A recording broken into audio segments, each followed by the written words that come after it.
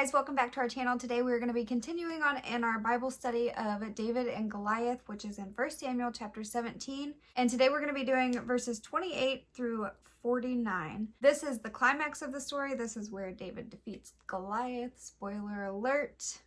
But let's see what more we can find out about it.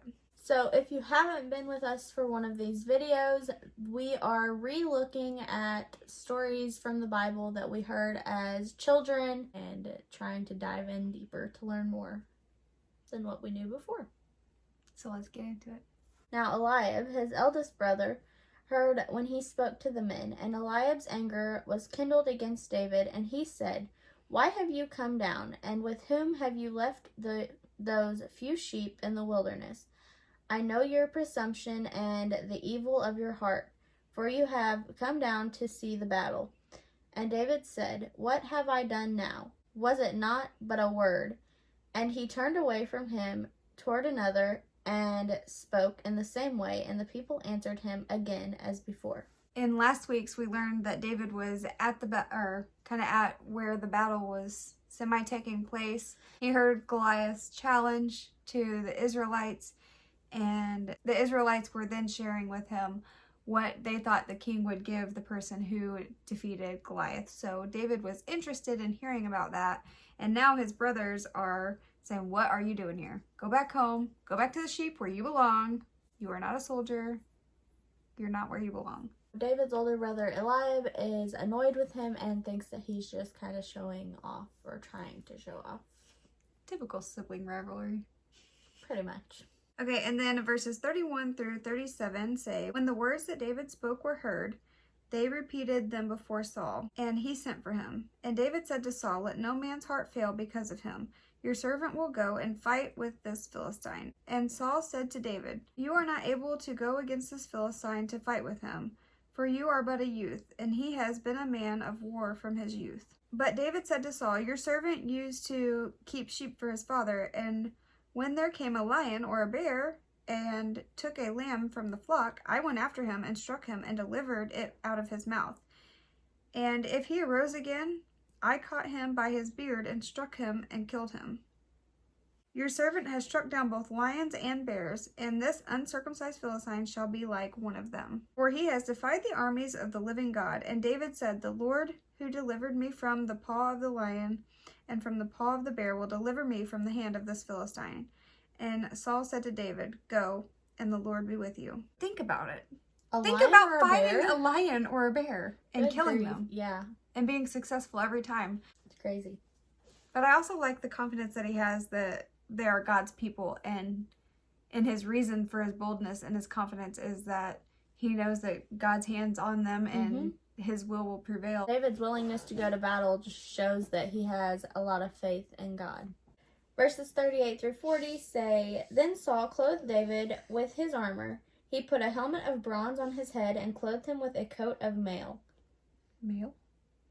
And David strapped his sword over his armor, and he tried in vain to go, for he had not tested them. Then David said to Saul, 'I cannot go with these, for I have not tested them.' So David put them off. Then he took his staff in his hand and chose 5 smooth stones from the brook and put them in his shepherd's pouch. His sling was in his hand, and he approached the Philistine." I guess because of the points that David made, Saul's now going to stand behind him and his idea to try to overthrow Goliath. And he offers him his armor, which would have been probably too big for him, I would guess. Probably. And way more than he was ever used to carrying, so he just kind of felt probably clunky and uncomfortable. And he said that he hadn't tested the armor, so he didn't feel comfortable in wearing it to battle. So he just grabbed what he is used to, which is stones and a slingshot, and headed to battle. 41 through 47 say, "And the Philistine moved forward and came near to David, with his shield bearer in front of him. And when the Philistine looked and saw David, he disdained him, for he was but a youth, ruddy and handsome in appearance. And the Philistine said to David, 'Am I a dog that you come to me with sticks?' And the Philistine cursed David by his gods. The Philistine said to David, "Come to me, and I will give your flesh to the birds of the air and to the beasts of the field." Then David said to the Philistine, "You come to me with a sword, and with a spear, and with a javelin, but I come to you in the name of the Lord of hosts, and the God of the armies of Israel, whom you have defiled. This day the Lord will deliver you into my hand, and I will strike you down and cut off your head, and I will give the dead bodies of the host of the Philistines this day to the birds of the air and to the wild beasts of the earth, that all the earth may know that there is a God in Israel, and that all this assembly may know that the Lord saves not with the sword and a spear, for the battle is the Lord's, and he will give you into our hand."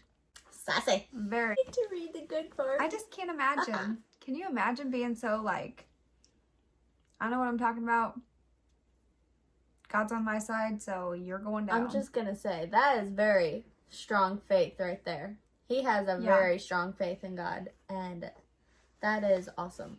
Also, Goliath is making fun of David bringing sticks and, well, I don't know if he knows that he has stones, but he knows that he has his slingshot, so he can see the sticks, and he's like, You brought sticks to battle? What the heck? You're going to beat me up with those sticks? Wow, man.